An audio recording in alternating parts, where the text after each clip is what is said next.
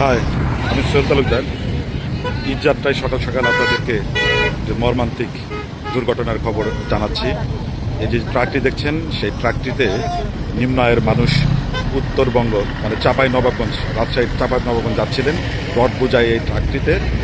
এই ট্রাকগুলি যে রডগুলি দেখছেন, এই রড বোঝাই ছিল এই ট্রাকটির দুর্ঘটনা ঘটেছে। সেখানে 15 জন ঘটনাস্থলে নিহত হয়েছেন, আহত হয়েছেন অন্তত পক্ষে আরও 6 জন, গুরুতর আহত হয়েছেন আরও 6 জন।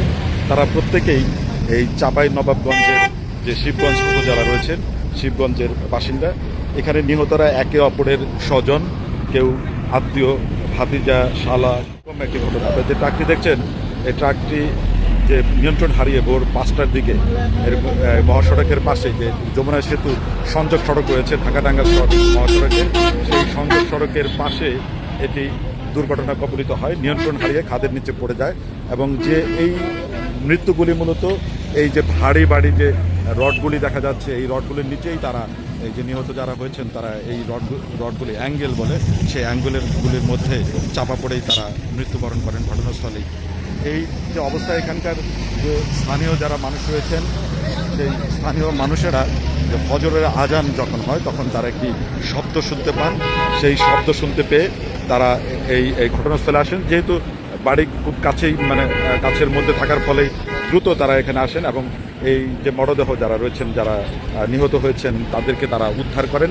এবং এই খবর পেয়ে পুলিশ এবং ফায়ার সার্ভিস, এলাকা ফায়ার সার্ভিসের যারা লোকজন, তারা স্বজনদের যারা আহত নিহত হয়েছেন, তারা যে স্বজন যারা রয়েছেন, এই স্বজনদের সাথে আমরা কথা বলেছি। তারা যে বিষয়টি বলছেন যে এই ট্রাকের যে চালক, সেই চালক এবং হেল্পার দুজনেই হচ্ছে সুস্থ রয়েছেন এবং তারা এই দুর্ঘটনা কবলিত হওয়ার পরেও অন্তত পক্ষে 10 মিনিট এখানে অবস্থান করেছেন। পরে যখন স্থানীয় লোকজন যখন এই ঘটনাস্থলে পৌঁছেছেন, তারা এই ট্রাকের যে চালক এবং হেল্পার তারা এই পালিয়ে গিয়েছেন।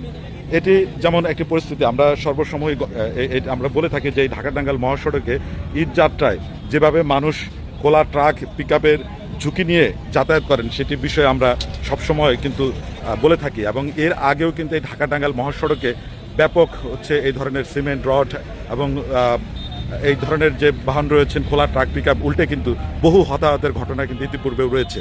তো যে কারণেই যারা এই আইন শৃঙ্খলার রক্ষার দায়িত্বে থাকেন এবং মহাসড়ক নিয়ে বিভিন্ন সময় সভা সেমিনারে বড় বক্তব্য দেন যে এই ধরনের যানবাহনে, খোলা ট্রাক পিকআপে তারা হচ্ছে যাত্রী পরিবহনে কড়া নজরদারি কথা বলেন। এবং কি জেলা প্রশাসনের পক্ষ থেকে, বিআরটি এর পক্ষ থেকে বরাবরই ভ্রাম্যমাণ আদালতের কথা বলেন যে এই মহাসড়কে ফিটনেসবিহীন বা এই ধরনের ঝুঁকিপূর্ণ যানবাহনে তারা ভ্রাম্যমাণ আদালত পরিচালনা করেন।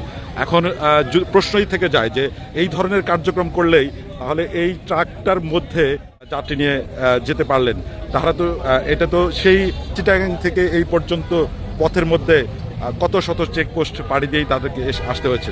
এই যে মর্মান্তিক যে পরিস্থিতি, এখানে দেখছেন এখনও একজন অলৌকিকভাবে বেঁচে যাওয়া এক ব্যক্তি রয়েছেন। তার আসলে কান্নাই থামানো যাচ্ছে না। এই অবস্থান যে অলৌকিকভাবে বেঁচে যাওয়া এক মানুষ, তার চোখের সামনেই সকলে মৃত্যুর কোলে ঢলে পড়েছে। এই হলো পরিস্থিতি। আমরা চাই যে মানুষের ঈদ যাত্রা নির্বিঘ্ন। এই যে এত কিছুর পরেও যে আরেকটি দেখছেন খোলা ট্রাক, যেটি বলছিলাম যে খোলা ট্রাকের মধ্যে এই পরিমাণ মানুষ তারা গন্তব্যে বাড়ি ফিরছেন। এই যে প্রত্যেকটা যে জীবনযাপন আনন্দ করবেন, পরিবারের সাথে উৎসব করবেন, সেই 15টি পরিবার একেবারেই এখন বিষাদের কান্নায় ছেয়ে গিয়েছে।